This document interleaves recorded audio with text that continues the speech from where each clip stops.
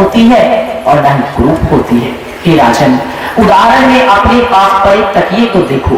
तुम्हारे सिंहासन पर जो तकिए हैं उनमें कोई लंबा है, कोई छोटा है, कोई पतला है, कोई मोटा है।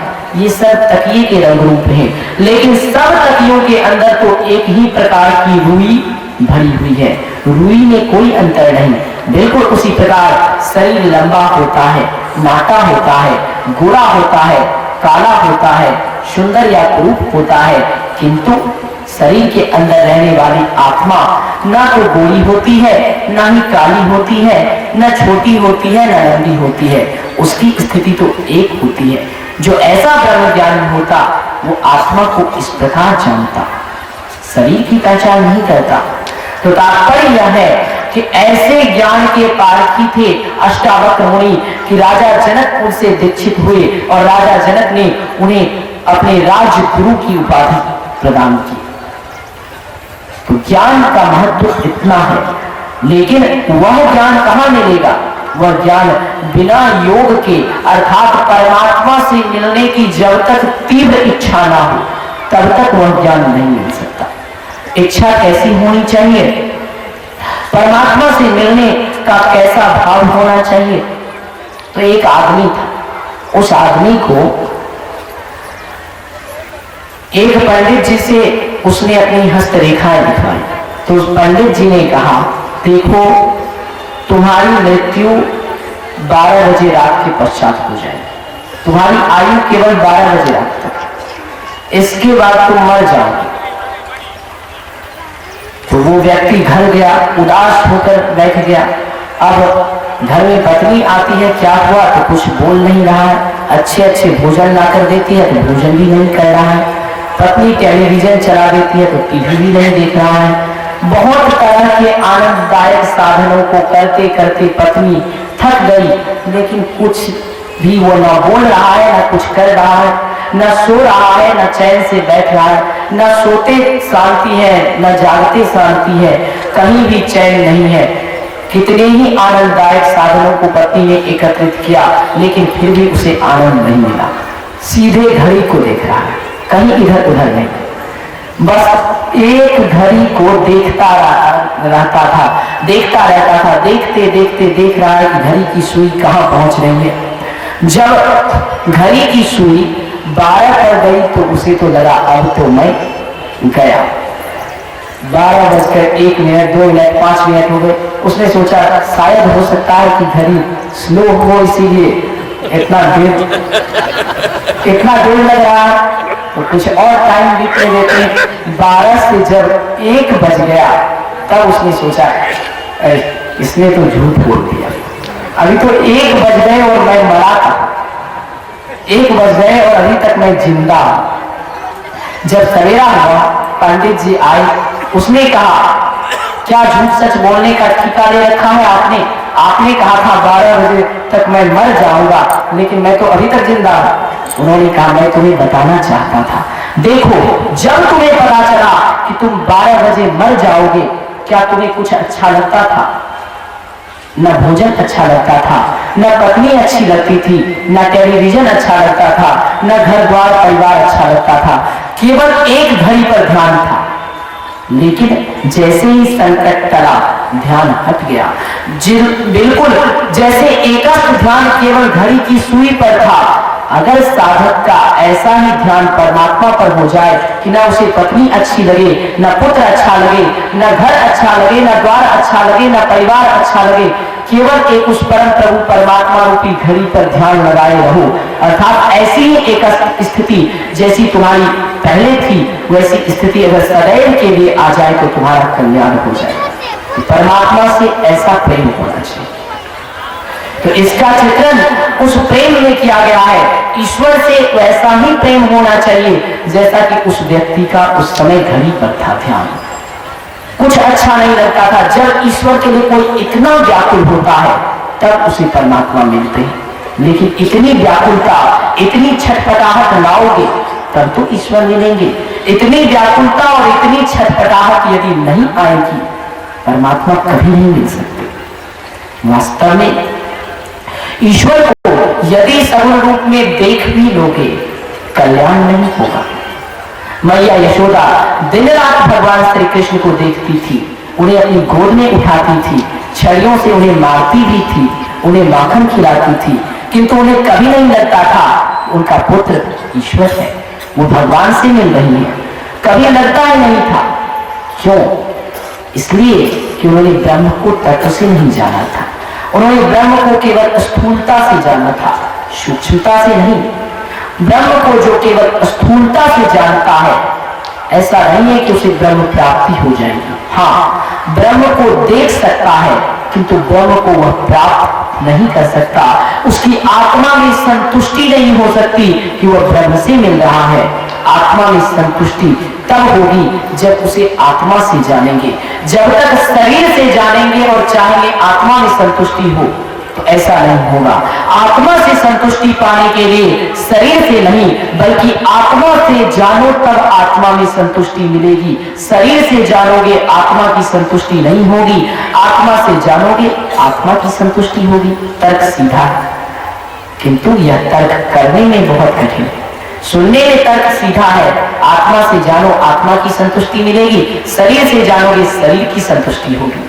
तो शरीर की संतुष्टि के लिए यदि जानना चाहते हो तब तो शरीर से ही जानते हो, किंतु यदि आत्म कल्याण के लिए जो बढ़ना चाहता है, उसके लिए परम आवश्यक है कि वह शरीर और आत्मा दोनों तरह से जाने, ताकि किसी भी तरह से उसे कठिनाइयों का सामना न करना पड़े, किसी भी तरह से उसे संकटों का सामना न करना पड़े। यही परम स्थिति है। किंतु इस स्थिति में पहले ही आपने सुना, भेष की प्रधानता नहीं है, भेष की प्रधानता नहीं, अर्थात बाहर की प्रधानता नहीं, अंतर की प्रधानता है। भेष विशेष के आधार पर ये स्थिति किसी को नहीं मिल सकती। हाँ, ज्ञान विशेष और प्रयत्न विशेष, अभ्यास विशेष के आधार पर व्यक्ति को ये स्थिति प्राप्त हो सकती है। अर्थात जिसने सुख के लिए जीने को अपना लक्ष्य नहीं बनाया, बल्कि जिसने आत्म उत्थान के लिए जीने को अपना लक्ष्य बनाया, उसी को ये स्थिति मिल सकती है। सामान्य मानव सुख के लिए जीने को अपने जीवन का लक्ष्य बनाता है, किंतु एक महापुरुष सुख के लिए नहीं, बल्कि आत्म उत्थान के लिए जीने को अपना लक्ष्य बनाता है। एक सामान्य व्यक्ति की सोच में और एक महामानव की सोच में इतना ही अंतर है। सामान्य व्यक्ति सुख के लिए जीता है और एक असाधारण व्यक्ति आत्म उत्थान के लिए जीता है। इसलिए संत सद्गुरु कहते हैं, आत्म उत्थान के लिए यदि जियोगे तो आत्म उत्थान में सारा सुख स्वयं ही लेते हैं। और अगर सांसारिक सुख के लिए जियोगे, हाथी को अपने बस में किया जाता है तो कैसे किया जाता है? अंदर बहुत गड्ढा खोद दिया जाता है, ऊपर से क्या किया जाता है? बहुत अच्छे से घास पत्तियां ये वो डाल दिया जाता है, अच्छा वन की तरह उसे बना दिया जाता है, जिससे कि हाथी को कभी नहीं लगे कि अंदर में क्या है। हाथी अपनी चाल में चलता ही रहता है, चलता ही रहता है। चलते चलते जब उन घास फूस और पत्तियों पर हाथी का पैर जाता है तो अंदर इतना गहरा गड्ढा होता है, उसका पैर उसमें फंस जाता है। इसके पश्चात उसे नियंत्रण में लिया जाता है। वहीं अगर हाथी को ज्ञान होता बाहर कुछ और है और अंदर कुछ और है, तो वह कभी नहीं फंसता। उसी प्रकार संसार का सुख बिल्कुल उसी तरह है। मनुष्य अज्ञानी हाथी की भांति चल रहा है, संसार में चल रहा है, ऊपर से सुख कुछ और दिखाई देता है और अंदर से दुख रूपी गड्ढा इतना गहरा है कि उस सुख में जब एक बार आगे बढ़ जाओगे तो जैसे हाथी का पैर धंस जाता है, उसी प्रकार उस सुख में छिपे गए दुख में आपका स्वर्ग, आपकी चैतन्य आत्मा ऐसी धंसेगी, फिर निकलना संभव नहीं होगा। कितना विशालकाय प्राणी होता है हाथी, किंतु एक मानव बहुत छोटा होते हुए भी उस पर नियंत्रण कर लेता है। उसी प्रकार चैतन्य आत्मा की शक्ति बहुत अधिक होती है, किंतु जो आत्मा को माया रूपी गड्ढे में ढकेल देता है, आत्मा की शक्ति शून्य हो जाती है, चैतन्य शक्ति लुप्त हो जाती है और तब उसकी आत्मा फिर उस गड्ढे से नहीं निकल पाती, उस पर मन का नियंत्रण हो जाता है और तब ऐसे ही व्यक्ति की आत्मा विनाश की खाई में गिरती है।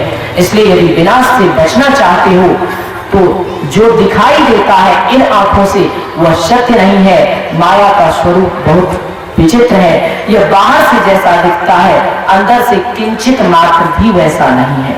इसलिए अंदर से यह जो है उसे जानो तो माया में अपने आप अनुराग नहीं बल्कि माया से अपने आप वैराग्य हो जाएगा। हमें ऐसी स्थिति तक पहुंचना चाहिए कि वैराग्य लाने की जरूरत ना पड़े, वैराग्य अपने आप आ जाए। वैराग्य जब लाने की जरूरत नहीं पड़ती, जब वैराग्य जिस पुरुष में अपने आप आ जाता है, समझिए वही तत्व ज्ञानी है। समझिए उसी ने कैवल्य पद को प्राप्त किया है। जो बार बार प्रयत्न करके वैराग्य लाना चाहता है, समझिए वो अपने श्रम को व्यर्थ कर रहा है। ऐसी स्थिति तक हम पहुंच जाएं कि हमें लाने की जरूरत ना पड़े बल्कि स्वयं ही वैराग्य हमें प्राप्त हो जाए। जिस प्रकार राम की खोज में तीनों लोग भटकते थे, लेकिन भगवान श्री राम क्या हुआ? रामचरितमानस में वर्णन आया है, मारीच कहता है मेरे समान धन्य दूसरा कोई है ही नहीं। तो उक्त सज्जनों ने गोस्वामी जी से प्रश्न किया, मारीच ऐसा क्यों कह रहा है कि मेरे समान धन्य दूसरा कोई नहीं? तो गोस्वामी जी ने बताया, इसलिए कि जिस राम के पीछे सारा जगत चलता है, मारीच तर्क देता है, वो राम मेरे पीछे चलने की तो बात दूर, दौड़ते हैं। राम के पीछे सारा संसार चलता है और राम मेरे पीछे चलने की बात छोड़ दीजिए, दौड़ते हैं नंगे पांव। मैं धन्य हुआ या कोई और धन्य हुआ? गोस्वामी जी ने फिर कहा, ठहरो मारीच, तुम कैसे धन्य हो गए? भरत जी के बारे में आया, भरत जी को भारद्वाज मुनि ने कहा कि हे भरत, तुम्हारे समान धन्य दूसरा कोई नहीं है, भरत तुम धन्य हो। तो भरत धन्य हुए या मारीच तुम धन्य हो? मारीच ने गुरु पद कंज कृपा सिंधु नर रूप हरि महामोह तम पुंज जासु बचन रवि कर निकर मेरा मुझ में कुछ नहीं जो कुछ है गुरु तोर तेरा तुझको सौंपते क्या लागत है मोर। गुरुर ब्रह्मा गुरुर्विष्णु गुरुर्देवो महेश्वर गुरुर साक्षात् परब्रह्म तस्मै श्री गुरुवे नमः।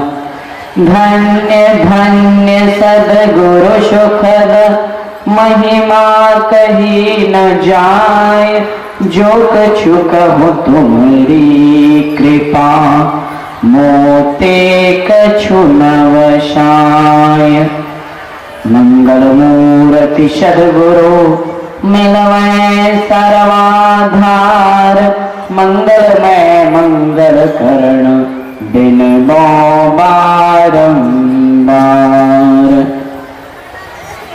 बोलिए प्रेम से श्री सद्गुरु महाराज की जय।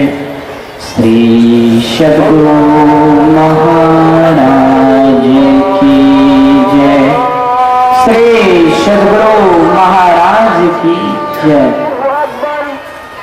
परम आदरणीय, प्रातः स्मरणीय, साय वंदनीय, सारे राष्ट्र नहीं अपितु सारे विश्व के पूजनीय संत शब्द को वास्तविक अर्थ प्रदान करने वाले त्याग की प्रतिमूर्ति संत मत के महान आचार्य 20वीं सदी के महान संत अनंत श्री विभूषित अव्यक्त रूप में मंचासीन ब्रह्मलीन परमहंस योगी परमाराध्य श्री सद्गुरुदेव भगवान के त्रिलोक पावन युगल श्री चरणों में मेरा कोटि कोटि नमन।